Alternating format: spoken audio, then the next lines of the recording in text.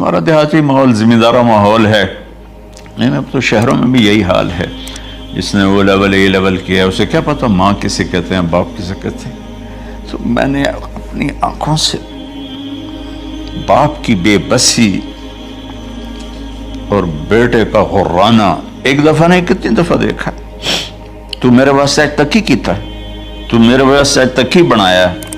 वो कहता अच्छा मेरा बच्चा जदा जवान हो सो आपे समझ जसो। जिब्रील इंसानी शक्ल में आया कि या रसूल अल्लाह कुछ सवाल किए, क़यामत कब आएगी? का अल्लाह को पता है। का कोई निशानी? फरमाया जब देखो कि बेटियां भी माओं को नौकर की तरह धुतकार रही हों तो समझना क़यामत आने वाली है। कुछ अर्सा पहले एक बच्ची और माँ, तो माँ कुछ बात कर रही थी और बेटी कह रही थी। बहुत सारे ईमेल्स और मैसेज आ रहे थे कि हमें शुगर की दवाई बताइए। तो अगर आपको शुगर की बीमारी है या धात की बीमारी है या मर्दाना ताकत से रिलेटेड कोई भी बीमारी है तो हमारे पास इन सब बीमारियों की दवाई मौजूद है, जिससे आपकी बीमारी गारंटी के साथ जल्द से ख़त्म हो जाएगी। आपको ये दवाई सिर्फ एक बार ही मंगानी होगी। एक बार ही दवाई मंगाने से इंशाल्लाह आपकी बीमारी जल्द से ख़त्म हो जाएगी। हमारे जो आलिम हैं उन्होंने इस दवाई पर पढ़ाई की है, वज़ाइफ किए हैं। तो अगर आपको ये दवाई मंगवाना है तो हम कोरियर से आपके पास दवाई भेज देंगे। दवाई के प्राइस भी ज़्यादा हाई नहीं है। दवाई मंगवाने के लिए स्क्रीन पर दिए गए नंबर पर व्हाट्सएप करके दवाई ऑर्डर कर सकते हैं और ज़्यादा जानकारी के लिए व्हाट्सएप पर रब्ता करें। हमारा देहाती माहौल ज़िम्मेदारा माहौल है, लेकिन अब तो शहरों में भी यही हाल है। जिसने वो लेवल ए लेवल किया है उसे क्या पता माँ किसे कहते हैं, बाप किसे कहते हैं। तो मैंने अपनी आँखों से बाप की बेबसी और बेटे का हुर्राना एक दफ़ा नहीं कितनी दफ़ा देखा। तू मेरे वास्ते आज तक ही कीता है, तू मेरे वास्ते आज तक ही बनाया है। वो कहता अच्छा मेरा बच्चा जदा जवान हो सो आपे समझ जसो। जिब्रील इंसानी शक्ल में आया कि या रसूल अल्लाह कुछ सवाल किए, क़यामत कब आएगी? का अल्लाह को पता है। का कोई निशानी? फरमाया जब देखो कि बेटियां भी माओं को नौकर की तरह धुतकार रही हों तो समझना क़यामत आने वाली है। कुछ अर्सा पहले एक बच्ची और माँ, तो माँ कुछ बात कर रही थी और बेटी कह रही थी भौंक नहीं, भौंक नहीं। और उसकी माँ के खून से भरे हुए आंसू बह रहे थे और उसकी हिचकियाँ लग रही थी कि ये वो है जिसको मैंने अपने पेट से जना और अपनी छाती का दूध पिलाते पिलाते पिलाते मैंने कितनी तकलीफें बर्दाश्त की, और आज कर ये भौंक नहीं। कि एक बद्दू आया सहाबी का, या रसूल अल्लाह मेरा बाप मुझसे पूछे बगैर मेरे माल को खर्च कर देता है। आपने फरमाया बुलाओ भाई। जब उसे पता चला कि मेरे बच्चे ने मेरी शिकायत की है तो उसे बड़ा दुख हुआ। तो उसने दिल ही दिल में चंद अशार पढ़े, ज़बान पे अदा नहीं दिल में आए। तो जब वो मस्जिद में अंटो रहा तो जिब्रील पहले आए बैठे थे कि या रसूल अल्लाह, अल्लाह फरमा रहे हैं इससे कहो कि पहले वो अशार सुनाए जिसको इसके कानों ने नहीं सुना, लेकिन अल्लाह ने मिन फौक़ अर्श ही सुन लिया है, अर्श के ऊपर अल्लाह ने सुन लिया है। तो आपने उससे इरशाद फरमाया कि तुम्हारी बात हम सुनते हैं बाप बेटे की, लेकिन पहले वो शेर सुनाओ जो तेरी ज़बान से अदा नहीं हुए, तेरे कानों ने नहीं सुने, तेरे दिल की गूंज थी और तेरे दिल की आह और फरियाद थी जो दिल ही में घुट के रह गई, उसे अल्लाह ने सुना है। वो कहता है सुनाओ। कहने लगा या रसूल अल्लाह, आपका रब हर वक्त हमारे ईमान को आप पर ज़्यादा से ज़्यादा बढ़ाता रहता है। उस ज़ात की कसम जिसके कब्ज़े में मेरी जान है, ये चंद मेरे दुख भरे ख़यालात अल्फाज की शक्ल में ढले, लेकिन मेरी बज़्म तस्वुर में ही रहे और वहीं दफन हो गए, बाहर नहीं निकले, मेरी ज़बान से अदा नहीं हुए, मेरे कानों ने नहीं सुना, आपके रब ने सुन लिया। अब मैंने कहा अच्छा बताओ तूने कहा क्या था? तो उन्होंने कहा जी मैंने बच्चे की जब सुनी शिकायत मेरी की है तो मैंने कहा था ग़ज़ौतुका मौलूदन وعلتك يافع تعل بما أجني عليك وتنهل وإذا ضاقتك بالسقم ليلة لم أبت لسقمك إلا ساهرا أتململ كأني أنا المتروك دونك بالذي تركت به دوني وعيني تحمله تخاف الرضا نفسي عليك وإنها لتعلم أن الموت وقت مؤجل فلما بلغت السن والغاية التي إليها مدى ما فيك كنت أؤمل جعلت جزائي غلظة وفظاظة كأنك أنت المنعم المتفضل فليتك إن لم ترع حق أبوتي فعلت كما الجار المجاور يفعل فأوليتني حق الجوار ولم تكن علي بمال دون مالك تبخل. میں ابھی ترجمہ کرتا ہوں. اس کا میرے نبی پر کیا اثر ہوا کہ آپ کے ٹپ ٹپ آنسو گر رہے تھے اور آپ کی داڑھی آپ کے آنسوں سے تر ہو رہی تھی. یہ اتنا فصیح کلام ہے کہ عربوں کو بھی پسینہ آ جائے گا ترجمہ کرنے کے لیے. تو میں تو عربی نہیں ہوں، لیکن یہ فخر تو حاصل ہے، بھلے ہیں یا برے ہیں دو چار قدم ہم بھی تیرے ساتھ چلے ہیں. کچھ عرصہ اہل علم کی محفلوں میں بیٹھے، کچھ زبان کی شناسائی ہوئی، تو میں اپنی کم مائگی کے ساتھ اس کا ترجمہ کروں گا. وہ کہتا ہے غزوتک مولودا وعلتک یافع تعل بما اجنی علیک وتنحل. میرے بیٹے، جس دن تو پیدا ہوا ہم نے اپنے لیے جینا چھوڑ دیا. ہوئے ہوئے ہوئے ہم تیرے لیے جیے. تیری ماں تجھے دودھ پلاتی تھی، میں تیرے لیے روٹی کے نوالے لاتا تھا. میری ساری کمائی پہلی اور آخری سب تیرے اوپر لگتی تھی. تجھے خوش دیکھتے تھے تو خوش ہوتے تھے، تجھے روتا دیکھتے تھے تو ہم روتے تھے. وَإِذَا ضَاقَتْكَ بِالسُّقْمِ لَيْلَةً لَمْ أَدْلِ سُقْمَكَ إِلَّا سَاهِرًا أَتَمَلْمَلُ. جب تو کبھی بیمار ہو جاتا تھا تو تیرے سرانے بیٹھ کر ہم ساری رات روتے تھے اور دعائیں کرتے تھے، یا اللہ ہمارے بچے کو بچا لے، ہمارے بچے کو صحت دے دے. اس تڑپ میں ساری رات میں جاگتا تھا. تیرے لیے میں نے اپنا سب کچھ لگا دیا، اپنے لیے جینا چھوڑ دیا، اپنی خواہشات کو دبایا، تیری ہر خواہش کو پورا کیا. تجھے مسکرانے کے لیے، تجھے ہنسانے کے لیے میں دھکے دھوڑے کھاتا رہا.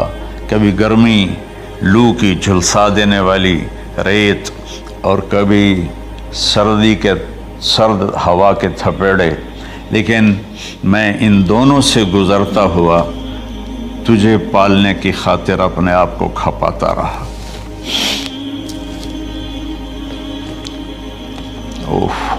فلما بلغت السن والغایۃ التی الیہا مدی ما فیک کنت اؤمل. بیٹا، میں نے اپنے ہڈیوں کا رس بھی تیرے اندر ڈال دیا. صرف کمائی نہیں، میں نے اپنے ہڈیوں کا رس تیرے اندر ڈالا. میں نے جو کچھ تھا تیرے اوپر قربان کیا. تجھے مسکراتا دیکھ کر میں اپنے غم بھولتا تھا، تجھے ہنستا دیکھ کر مجھے دکھ بھول جاتے تھے. اور پھر آہستہ آہستہ آہستہ میری ہڈیوں کا گودا، میری کمائی تیرے اندر گئی اور تو ایک خوبصورت درخت کی طرح بڑھتا چلا گیا، بڑھتا چلا گیا، بڑھتا چلا گیا، بڑھتا چلا گیا.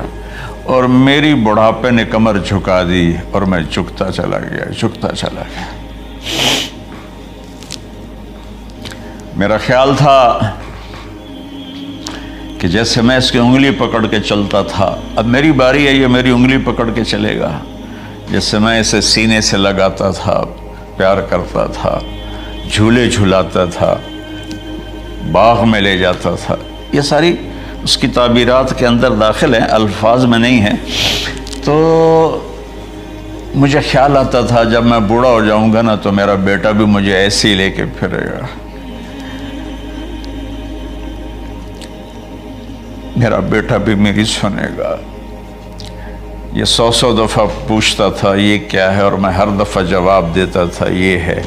تو اب میں بوڑھاپے میں اس کی اس سے بات کروں گا، یہ میری بات سنے گا، میں اس کو نوالے کھلاتا تھا، یہ مجھے روٹی کھلائے گا، میں اس کا انگلی پکڑ کے چلتا تھا، یہ میرا ہاتھ پکڑ کے چلے گا، میری کمر بڑھاپے نے جھکا دی اور میں ایک خشک پیڑ کی طرح ہو گیا، اور جوانی نے تیری کمر کو سیدھا کیا اور تو ایک تر و تازہ درخت بن گیا۔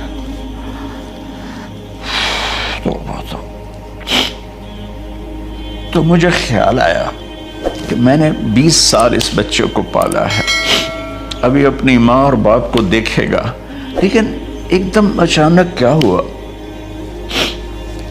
فلما بلغت السن والغایۃ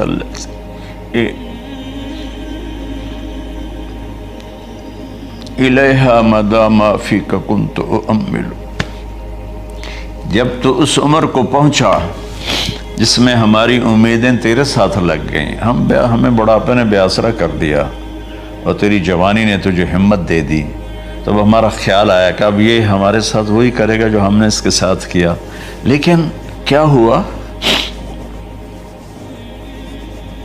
جعلت جزائی غلظۃ وفظاظۃ کأنک انت المنعم المتفضل، تو اتنا بدتمیز ہوا، تیری زبان چھری بن گئی، تیرا رویہ زہر بن گیا، اور میری ساری زندگی کی محنت کا بدلہ تو نے مجھے نافرمانی سے دیا، بد اخلاقی سے دیا، بدتمیزی سے دیا۔ میں حیرت بھری نظروں سے تجھے دیکھتا رہا اور میں اپنی پچھلی 20 سالہ زندگی کو جھٹلاتا رہا کہ میرے خیال میں اس کا نوکر ہوں اور یہ میرا مالک، میں اس کا باپ نہیں، میں اس کا نوکر ہوں، کیونکہ ماں باپ کے ساتھ ایسا کوئی نہیں کرتا ہے، یہ میرا مالک ہے اور میں اس کا نوکر ہوں، اس لیے مجھے ڈانٹ رہا ہے۔ کتنے بچوں کو میں نے یہ کہتے سنا اپنے باپ کو، تو میرے واسطے آج تک کیتا کی، تو میرے واسطے آج تک بنایا کی، اور جو آپ بے بسی کی تصویر بنا ہوتا تھا وہ شکلیں بھی میرے سامنے ہیں۔ تو کمال کے اشعار میں سوچ رہا ہوں، جب میرا یہ حال ہے 1400 سال بعد کہ میرے آنسو نہیں رک رہے، تو اللہ کے نبی تو زار و قطار روئے تھے، داڑھی آنسوں سے تر ہو گئی تھی۔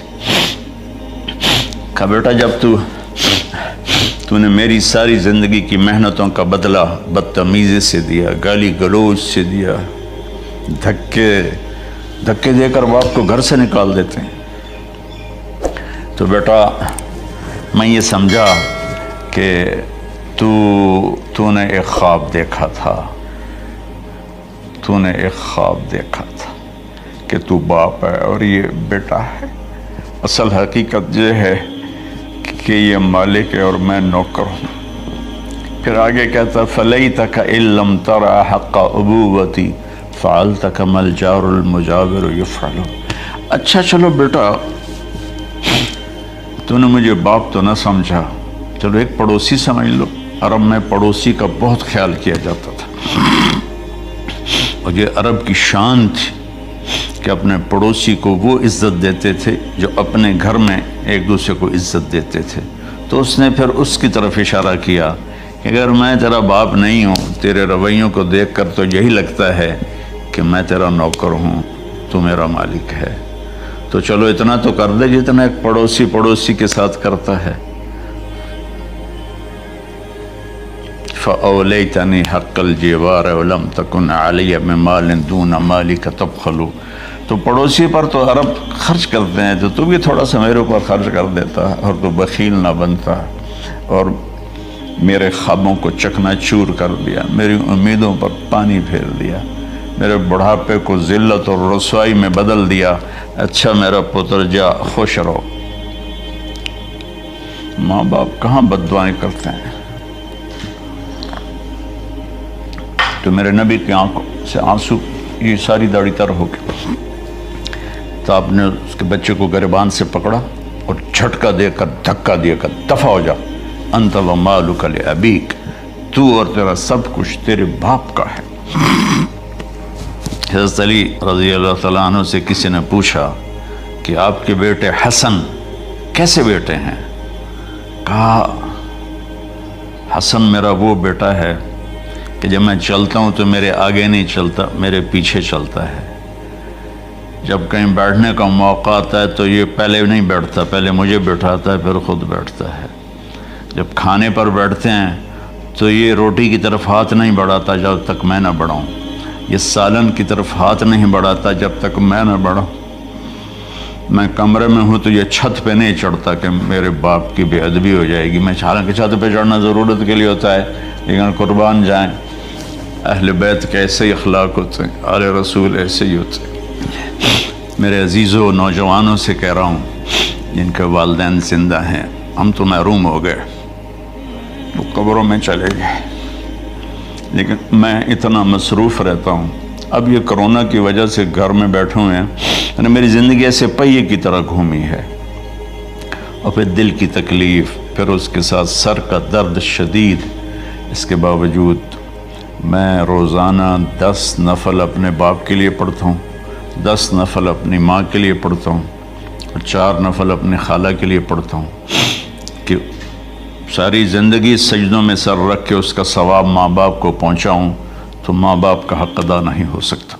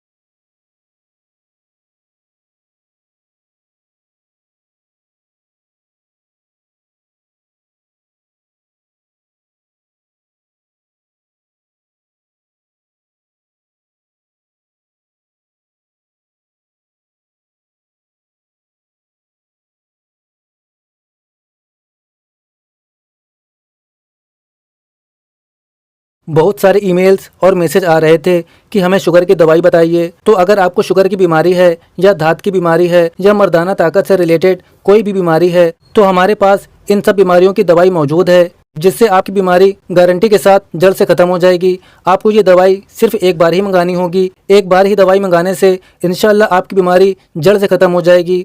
ہمارے جو عالم ہیں انہوں نے اس دوائی پر پڑھائی کی ہے، وظائف کیے ہیں. تو اگر آپ کو یہ دوائی منگوانا ہے تو ہم کوریئر سے آپ کے پاس دوائی بھیج دیں گے. دوائی کے پرائز بھی زیادہ ہائی نہیں ہیں. دوائی منگوانے کے لیے اسکرین پر دیے گئے نمبر پر واٹس ایپ کر کے دوائی آرڈر کر سکتے ہیں، اور زیادہ جانکاری کے لیے واٹس ایپ پر رابطہ کریں.